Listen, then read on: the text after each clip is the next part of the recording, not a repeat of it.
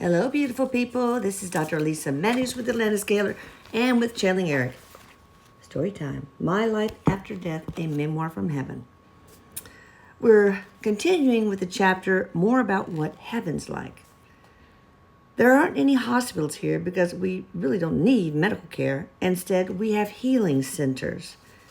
That's where energy is mended. It's pretty much designed for people who've crossed over in a traumatic way, like him, and need some extra care as they transition. Remember my spiritual car wash? That happened in one of those healing centers. We don't have paved streets like on Earth either. It's not like we have to get into our Volvo and drive to the neighbor's house or to the gym. We just think of where we want to go and poof, we're there. Just like when I had first died and thought about going outside with my body as the paramedics wheeled me outside, and suddenly I was there. We do have paths, like well-worn ones I saw when I was exploring heaven for the first time. But they're more for our visual pleasure than to get us places. They're placed around the gathering spots, like the libraries and other buildings, but they're also in the garden areas. Here in heaven, there are different areas where spirits hang out other than cities. Remember what I mentioned about how if a bunch of spirits all like the concept of a park, they could manifest it collectively and it would stay in place as long as they continue to think its existence? So there are these locations, I guess you can call them, manifested spaces, because those are the closest words I can think of, that have been created by thousands of energetic beings who are fully aware of that space on a permanent basis. They don't exist permanently in the way that buildings and houses on Earth do. I'll explain it this way. On Earth, every time a human goes into a living room, they know how the couch is arranged, how the pillows sit on it, and they're permanently static until you physically move them. But here, if there are 5 different spirits, and each of them wants the couch they've created to be in different locations, it can shift and relocate to 5 different places.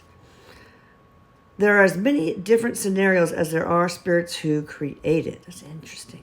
The color of the couch might soften or brighten and then become more muted. The pillows might become firmer and then softer. The plant on the side table might be bigger and then smaller. Sometimes these can all happen simultaneously. Here, that room has a life in and of itself that's constantly being tweaked. That's so cool. On Earth, humans would describe the room as inanimate and fixed in time and space. Well, in heaven, things are never that way.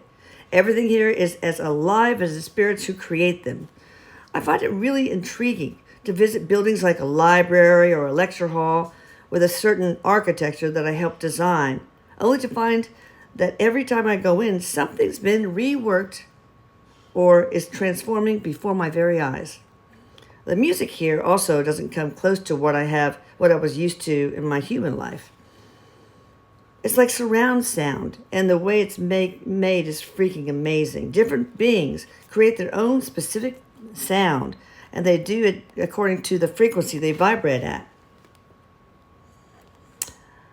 If you think of it in terms of an orchestra on Earth, a group of one type of being might vibrate in a way that sounds like the horn section. Another group might vibrate to a sound that's like the string section, and another group might do the same for the percussion section. There are other sections, and other ones has more musical sounds. There are other sections, and each one has more musical sounds than I've ever heard on Earth. It's, you guessed it, hard to describe. But the real cool shit about the music here is that it tunes our energetic bodies.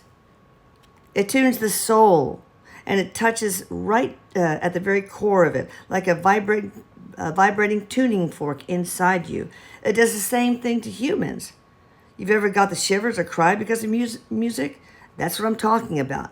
But it's not immediate or as intense as it is here. I like to go to music concerts here. As for my personal musical stuff, I do play my guitar. It was really good. That's why I made sure to manifest a couple of them in my Earth-like home a Les Paul, and a Fender Stratocaster. I've always been connected to music, but I like more types of music now. Each type balances certain energetic patterns, which are really expressions of different emotions. On earth, I like music like Rush and AC/DC because it channeled my anger and other negative emotions. But in heaven, I like all kinds of music, even Enya-esque type. Laugh at me if you want, but that shit's great. And the other cool thing with music here is I can smell, hear, see, touch, and taste it all together. In heaven, all your senses meld together, and that makes everything more intense, but not in a bad way. It's one of my favorite things about being here. Things that would have been super overwhelming on earth are just commonplace, and I never feel like it's too much to take in or handle. As a spirit, I'm built to receive all the sights, sounds, tastes, smells, textures that heaven, earth, and infinite other dimensions have to offer, and it's never going to get old. All right, and hope you enjoyed. Say your prayers before you go to sleep. This is Elisa Matthews. Bye.